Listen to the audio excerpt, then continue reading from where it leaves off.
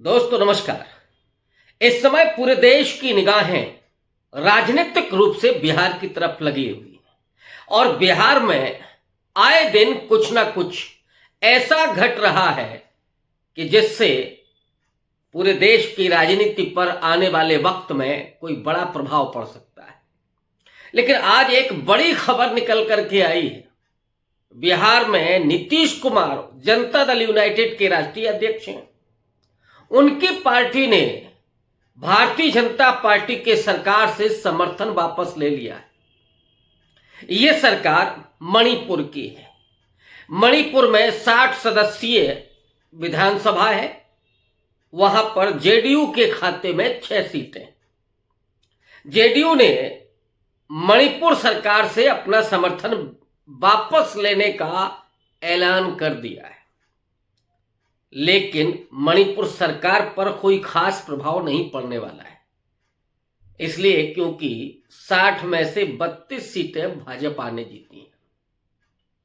कुछ सीटें कुकी समुदाय की हैं, 6 सीटें जेडीयू की हैं जो समर्थन मिल रहा था। लेकिन अब नीतीश कुमार ने मणिपुर की भाजपा सरकार से समर्थन वापस लेने का फैसला ही नहीं किया है, ऐलान कर दिया है। ये खबर कितनी महत्वपूर्ण है ये इस बात से तय होता है कि जो मणिपुर में घटित हुआ है कहीं उसकी आंच बिहार से लेकर के दिल्ली तक तो नहीं पहुंचने वाली है। नीतीश कुमार और भारतीय जनता पार्टी की सरकार बिहार में भी है तो जेडीयू के समर्थन से दिल्ली में एनडीए की सरकार, मोदी सरकार चल रही है। और ये पहला शायद एक तरह से चेक दिया है नीतीश कुमार ने, शायद दी है। मात तो अभी बिहार में होनी है और असली फैसला दिल्ली की गद्दी के लिए होगा। तो नीतीश कुमार ने जो ये फैसला लिया है, जो ये ऐलान किया है, क्या आने वाले वक्त में बिहार की राजनीति पर भी असर होगा? हमने आपको कल ही बताया था कि नीतीश कुमार ने 32 पन्नों की एक चिट्ठी लिखी है बिहार के बारे में स्पेशली, और बिहार को स्पेशल दर्जा मिले ये मांग उन्होंने फिर से दोहराई है। पटना विश्वविद्यालय को केंद्रीय विश्वविद्यालय का दर्जा मिले।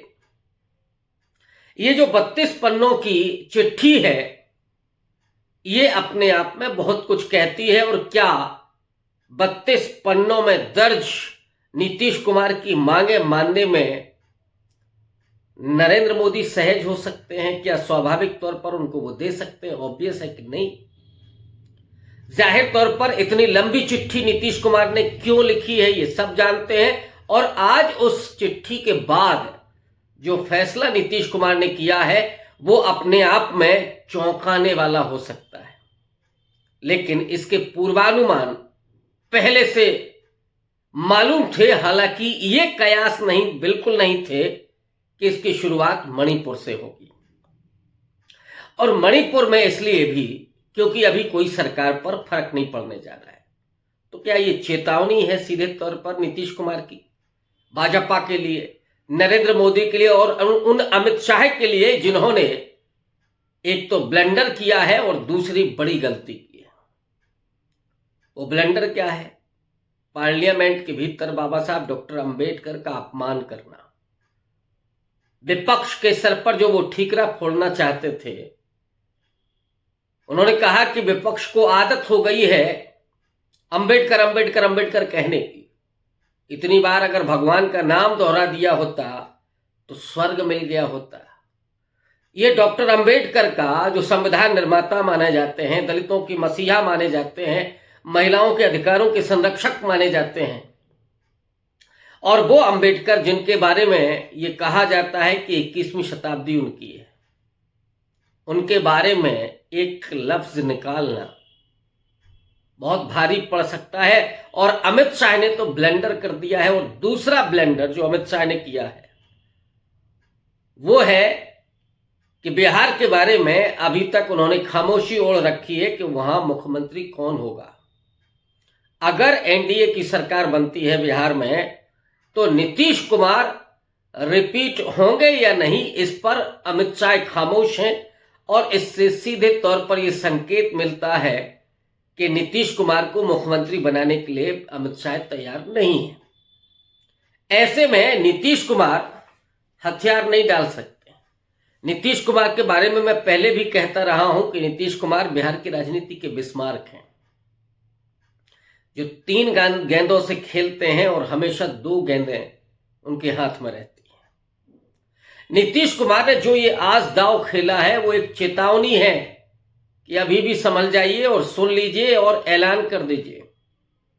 अगर आप ऐलान नहीं करते हैं तो फिर वही होगा जो मणिपुर में हुआ। मणिपुर में कोई असर नहीं पड़ा, लेकिन दिल्ली में अगर नीतीश कुमार ने समर्थन वापस ले लिया एनडीए सरकार से तो दिक्कत हो जाएगी। और बिहार में अगर नीतीश कुमार ये कहते हुए बाहर आ गए कि अमित शाह ने अब तक बाबा साहब अंबेडकर के अपमान के बाद माफी नहीं मांगी है, ऐसे में उनके साथ नहीं रहा जा सकता।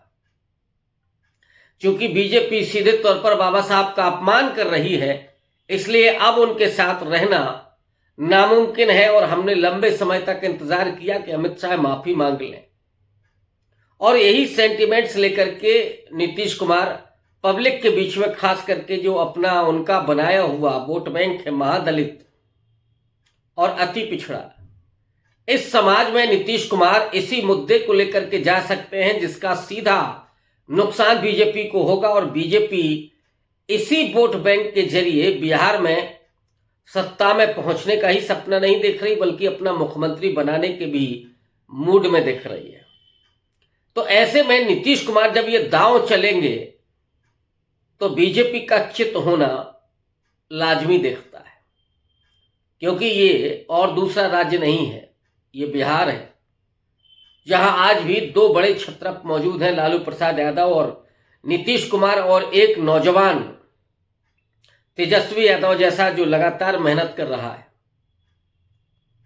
और इसके अलावा सामाजिक न्याय की राजनीति की एक पूरी विरासत, पूरी पृष्ठभूमि, और उसमें है दोनों ही ओबीसी की बड़ी जातियों से आने वाले, संख्या बल में बड़ी जातियों से आने वाले नीतीश कुमार और लालू प्रसाद यादव, जिनके पास एक अपना पहले से नैरेटिव भी है, एजेंडा भी है, जाति जनगणना का, सामाजिक न्याय का, रोजगार का। ये उनके पास एक तरह से आप कहें तो रिपोर्ट कार्ड भी है जनता के बीच जाने के लिए। लेकिन बीजेपी के पास क्या है?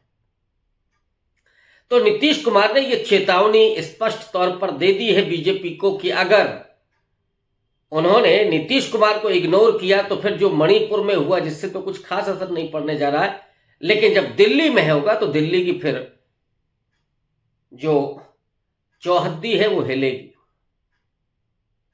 दिल्ली की सत्ता डगमगाएगी। और बिहार में तो भारतीय जनता पार्टी चुनाव के मैदान में कैसे जाएगी। और इधर जीतन राम मांझी भी हैं, वो भी बीजेपी से नाराज हैं। चिराग पासवान भी बहुत खुश नहीं है, और चिराग पासवान के जो चाचा हैं वो तो लालू प्रसाद यादव के साथ पिंगे बढ़ा रहे हैं, दोस्ती बना रहे हैं। एक नया कॉम्बिनेशन बनते हुए दिखाई पड़ रहा है, उसमें राहुल गांधी की अपनी राजनीति।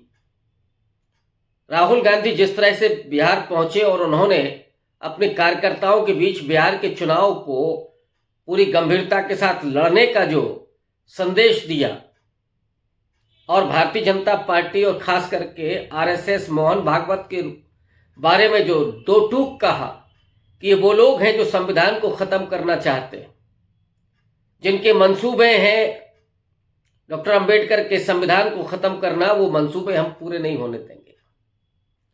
मोहन भागवत जब ये कहते हैं कि 22 जनवरी जो आज की तारीख है, ठीक 1 साल पहले राम मंदिर का इनॉग्रेशन हुआ था।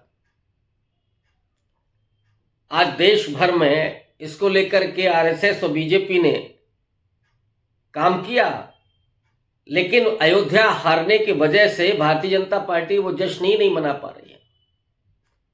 मोहन भागवत ने जो बोला था वो कितना इस देश के लिए, इस राष्ट्र के लिए, इस देश के संविधान के लिए, संविधान निर्माताओं के लिए, डॉक्टर अंबेडकर के लिए कितना अपमानजनक था, कि वास्तविक आजादी 15 अगस्त 1947 को नहीं बल्कि 22 जनवरी 2024 को मिली है। इस पर जोरदार हमला बोला था राहुल गांधी ने और ये कहा था कि ये व्यक्ति अगर किसी और देश में होता तो वो जेल में होता और देशद्रोही का मुकदमे का सामना कर रहा होता।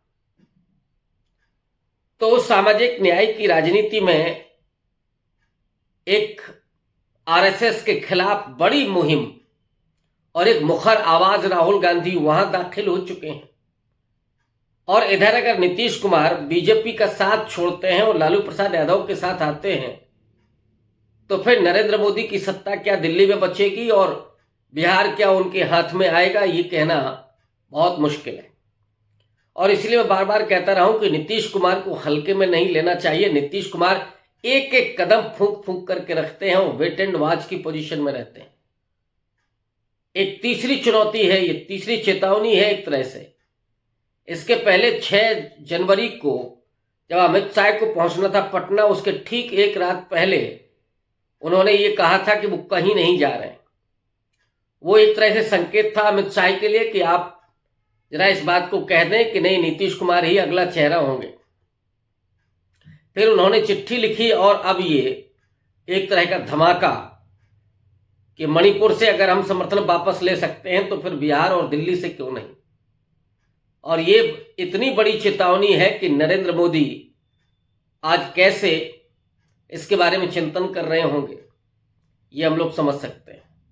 अब इंतजार रहेगा कि नीतीश कुमार का अगला कदम क्या होता है, या इसके बाद क्या अमित शाह ये बोलते हैं कि नहीं, अगला मुख्यमंत्री एनडीए से नीतीश कुमार होंगे बिहार में। इंतजार रहेगा और जब भी कोई खबर मिलेगी तो आपसे रूबरू होंगे। आज के लिए बस इतना ही। बहुत शुक्रिया, धन्यवाद।